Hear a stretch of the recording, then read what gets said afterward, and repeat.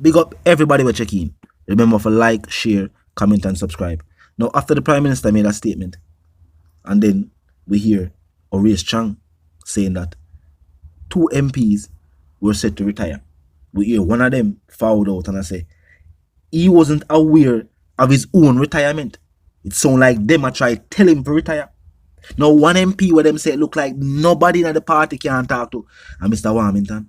And them a say every time him open his mouth and say something, it make it look away upon the party. Me couldn't hear what one they will continue reason. Look and listen. I said repeatedly, they claim Siago's white man and shouldn't lead us, and they'll see me all over the south. I talk about this now, they want this a white man. So why you can talk at what Siago all this year became man come? You saying can't lead Jamaica over me dead body. We are, as all the while, we are descendants of slaves. We don't want no descendants of master and rule us again. We don't want it. In 1838 we threw up the chain, and then got trench town and lift up chain and chain again. For what? If put me in a chain again? You know going to happen.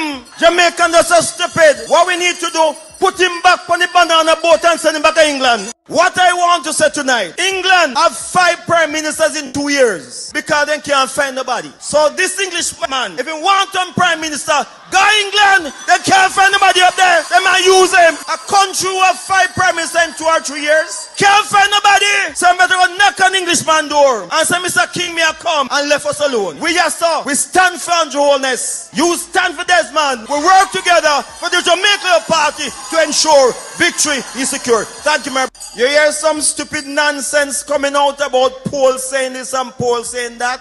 What me say? F Paul, labor rights strong, labor rights solid, and that effing thing not gonna away.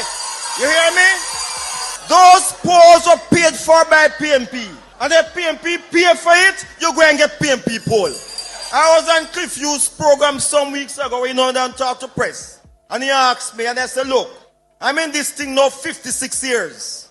I won 7 elections.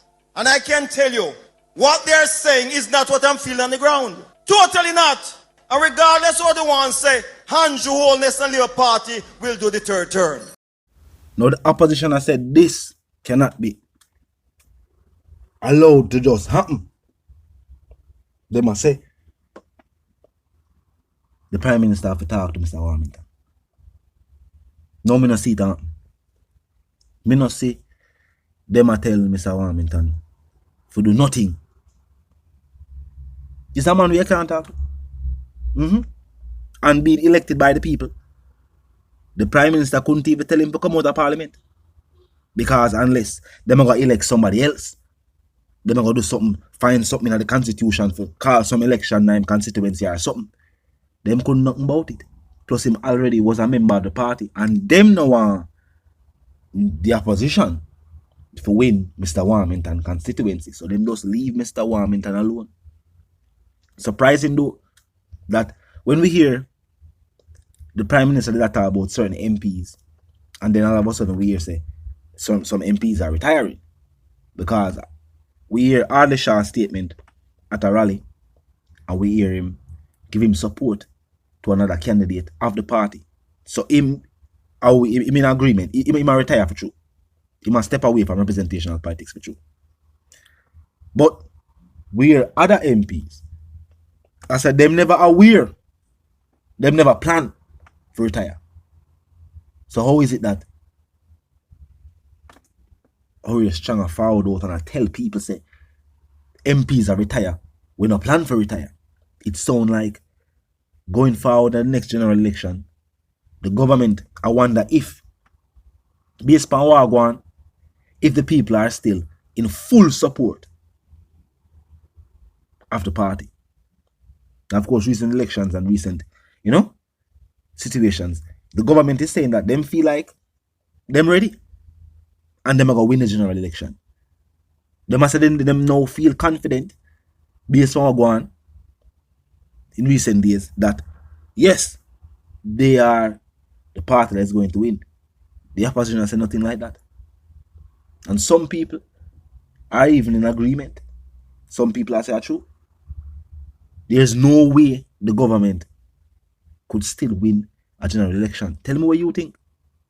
Do you think that nothing has changed? And people are still, even though them frustrated with the government, because we have seen this in North American elections. People might not be fully in agreement with everything that somebody has say or do, but they believe that they are best to lead. You have to think about that too, you know. In certain scenarios, that happen. Because I don't like say your people in favor of the US president now, or everybody in favor of the US president. But they are saying it as a leader, they thought he was the better choice.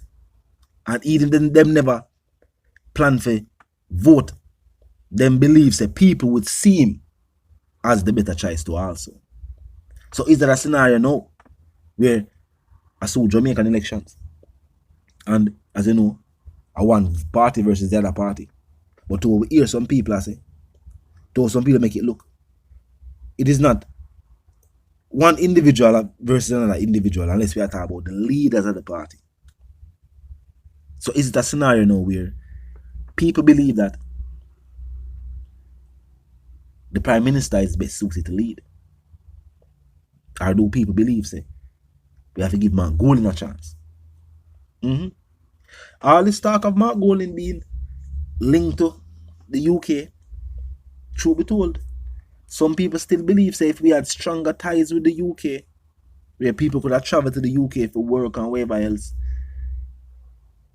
for business and wherever else, Jamaica would be better off economically. You name the different ways. And think about it. Sounds true.